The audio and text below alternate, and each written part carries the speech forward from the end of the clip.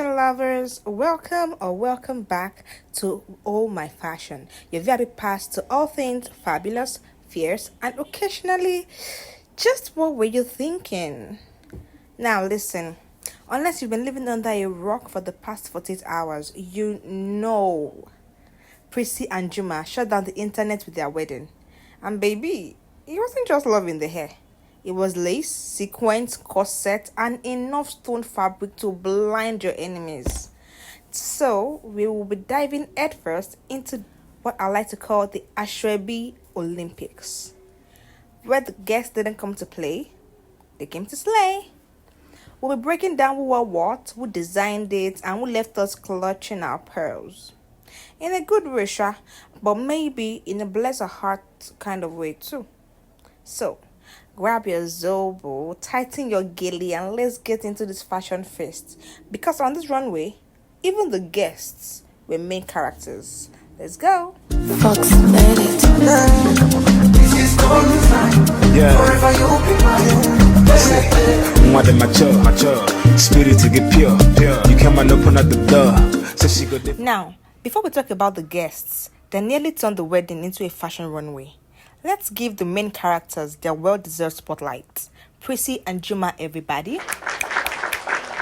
Because their first look, it was giving royal wedding meets high fashion editorial. Prissy wore a blue and pink Asoebi gown by Couture by Tabik that honestly deserved its own zip code. Our designer didn't just sew, they finished work. From the intricate scalloped design at the bottom of the gown and the sleeve, to the way the fabric hugged her like it has been waiting its whole life for that moment. Perfection.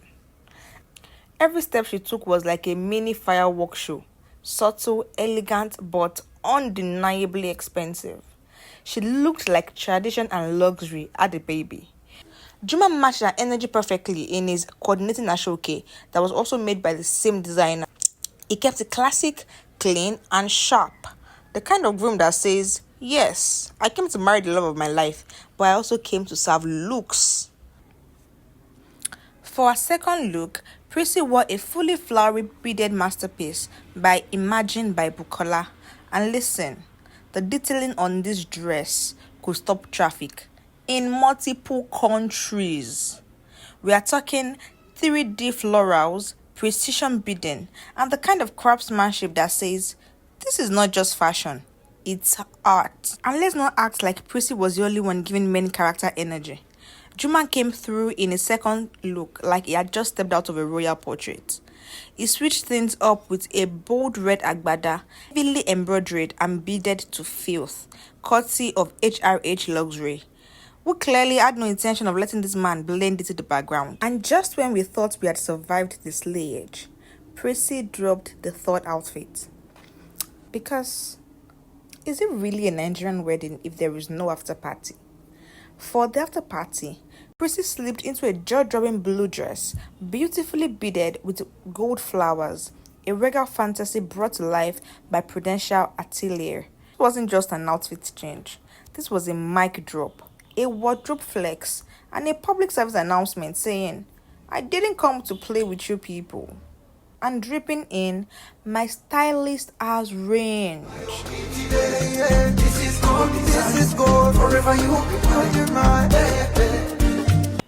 Now onto the Asoebi babes, or should I say, Asoebi Avengers. Because these ladies assembled and they did not come to play. Their corsets was corsetting. The stoning was sparkling and the sleeves dramatic. Let's take a look at a few of the Asoebi ladies and let me know who your favorite Asoebi lady is. Anywhere money they may they call me, I will be there still. Looking across the border. More than mature. Spirit to get pure. You come and open up the door. So she go there for rich and poor. She classy and demure. But she digi go secure. Out of a million. No, the ladies didn't come alone. The men showed up looking like Yoruba demons on their best behavior. For now, Eniolua, Dr. Osagwara, Akin Faminu, Tobe, Alvin of Lagos, Steve Jux, and wore agbadas that spoke fluent English. Crisp, sharp, and sophisticated. Each agbada was a statement tailored to perfection with just the right amount of traditional swagger. Tell your mama I gon' take you to my city. We gon' fly, we gon' ride, picky. When you go, when you say I will take care of you. Let them know, baby. Let them know, baby. Oh, I'll be kidding. I wanna kiss you. Oh, no, me so. Alright, let's take a look at some of the fabulous guests who showed up and showed out. The fashion was loud, the slay was intentional, and the styles, let's just say nobody came to play. I'll run you through the looks and then I'll come back and let you know who made my best dressed list. Spoiler alert, it wasn't easy to choose. Let's get into it.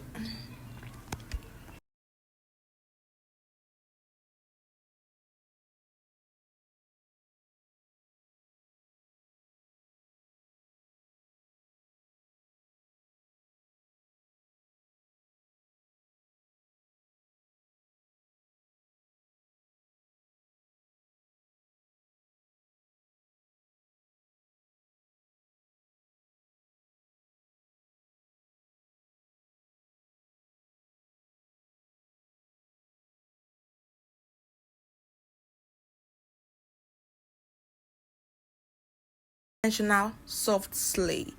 It was fresh, dreamy, and effortlessly regal.